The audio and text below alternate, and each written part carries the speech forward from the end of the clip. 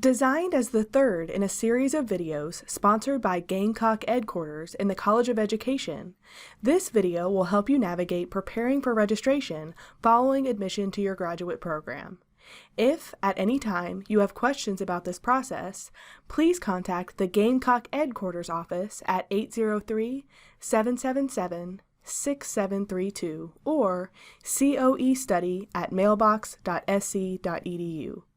Before you can register for classes, you must set up your Self-Service Carolina account. Your VIP ID was sent to you with your admissions paperwork from the graduate school.